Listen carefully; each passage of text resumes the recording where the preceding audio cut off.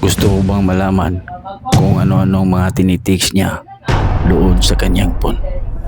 Tara, tuturuan kita ng tips.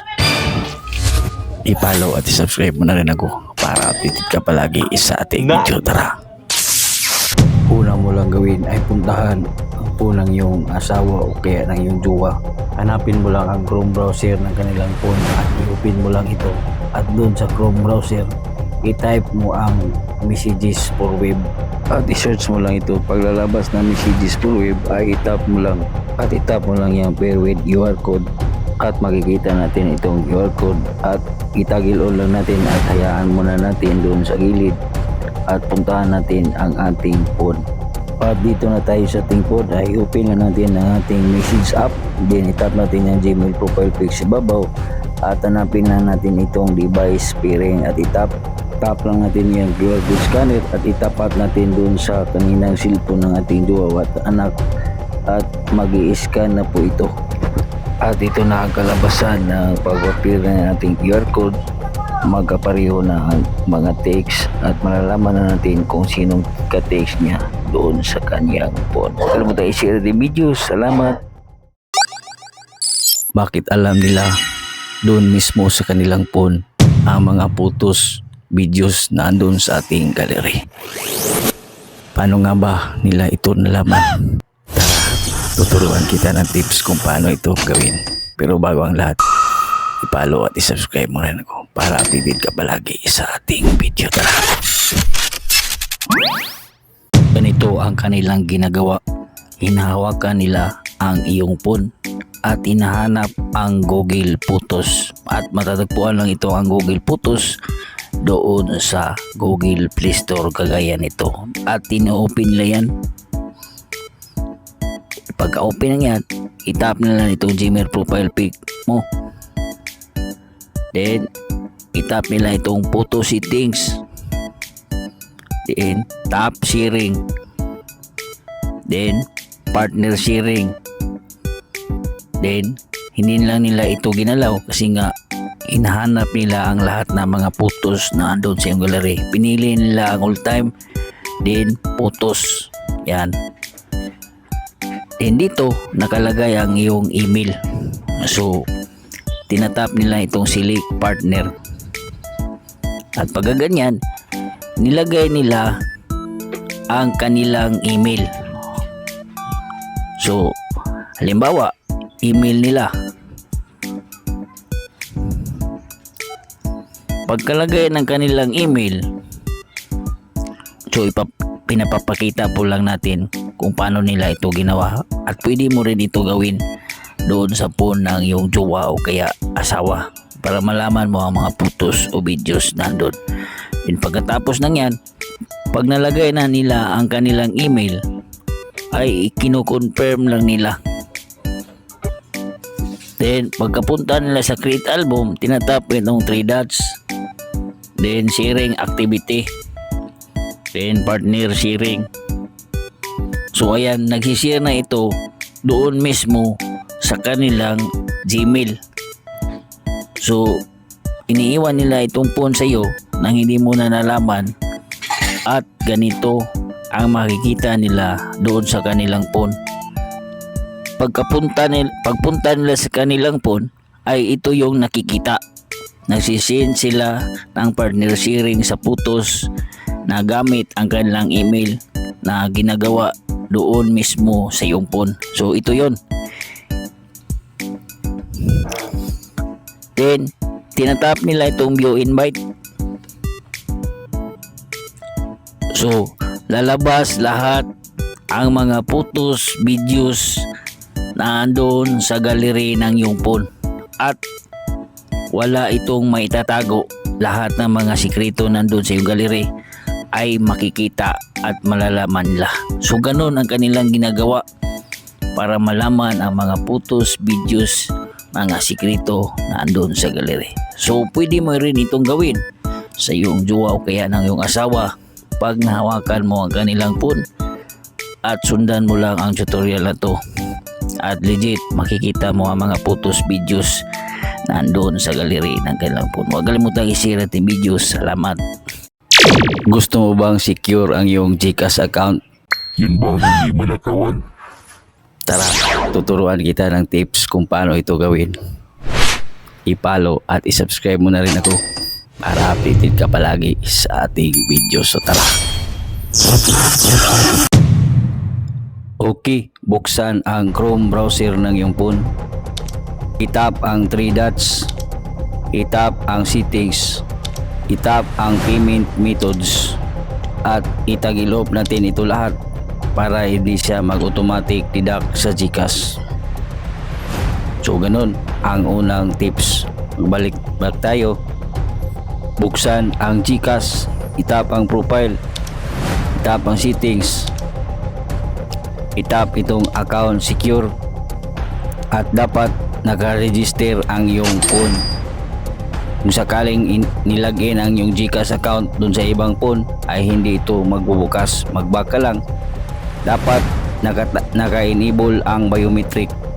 Pag nakatagilo nito, tanging biometric mo lang ang maka-sign in at yung NFC naka-disabled. So ganun lang kaibigan para maging secure ang ating account sa GCash at di manakawan. I-share mo din sa iba para makatulong. Salamat. Alam mo ba kaibigan na pwede mong itago ang iyong pangalan sa group chat doon sa WhatsApp? Halika, tuturuan kita ng tips kung paano ito gawin. I-follow at i-subscribe na rin ako para updated ka palagi sa ating video. Tara!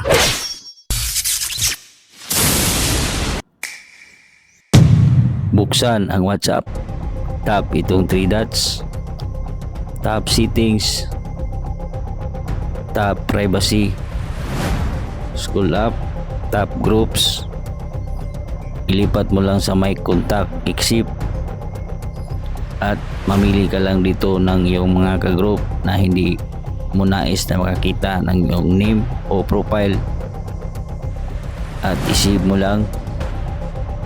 So sa ganyang paraan kaibigan, hindi ka nila makita o hindi nila makita ang iyong profile sa group chat sa WhatsApp. Kalimutan i-share ating video. Salamat.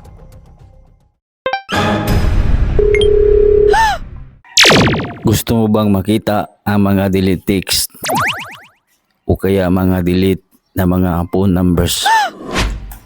Halika, tuturuan kita ng tips kung paano ito makita. I-follow at i-subscribe mo na rin ako para updated ka palagi sa ating video. Buksan ang Play Store sa nais na paglagyan at itap itong search link at i-search mo dito ang apps. At i-install mo itong app doon sa phone sa nais mong makita na mga deleted text o kaya deleted call na numbers. At kung na-install mo na doon sa phone sa nais mong paglagyan ay i-open mo.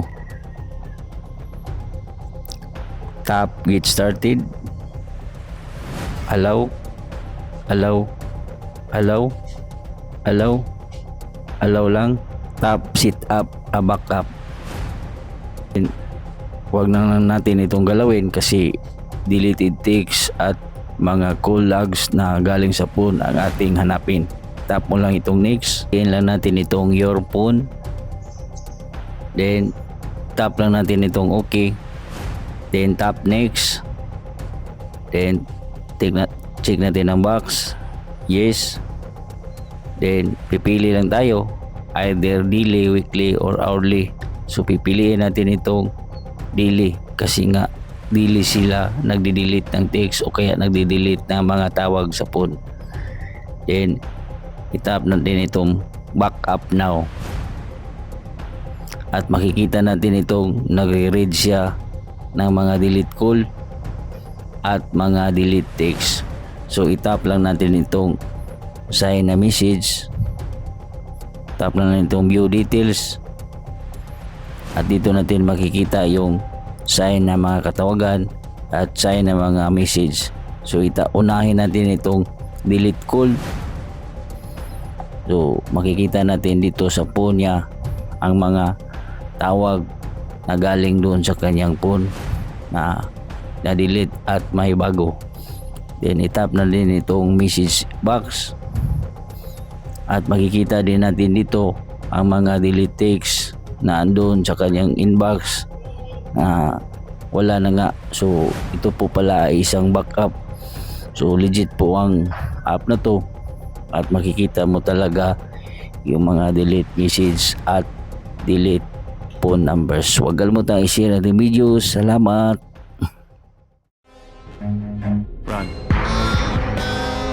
Bago pa mangyari ito kaibigan sa iyong phone, gawin mo na ito doon sa settings ng iyong phone. Kung sakaling nawala ang iyong phone ay hindi nila mapakinabangan at madali mo pang mahanap ang iyong phone. Tara, turuan kita ng tips. Pero bago ang lahat, i-follow at subscribe mo na rin ako para updated ka palagi sa ating video. Tara! Okay, open ang settings ng iyong phone. Hanapin ang security at itap security and privacy. Scroll ka lang, itap mo itong device unlock. Scroll ka lang, itap mo itong theft protection. At tagilon mo itong remote lock. Sa ganyang paraan kaibigan, kaya mong i-lock ang iyong phone gamit ang ganitong settings. Itap mo itong find and erase your device. Dapat nakatagilon ito sa iyong phone. Mag-back ka lang. Theft detection lock. Dapat nakatagilon ito. Once in-snap ang ating phone ay maglalak po ito. Then offline device lock, kahit walang signal ang ating phone, maglalak pa din ang ating cellphone. Okay mo lang. Then SIM lock, tagilon lang natin. Kahit palitan nila ng SIM ang ating phone ay maglalak ang ating phone at hindi nila mapakinabangan at pwede pa nating tawagan ang ating phone kung saan ito. Huwag kalimutang i-share the video. Salamat.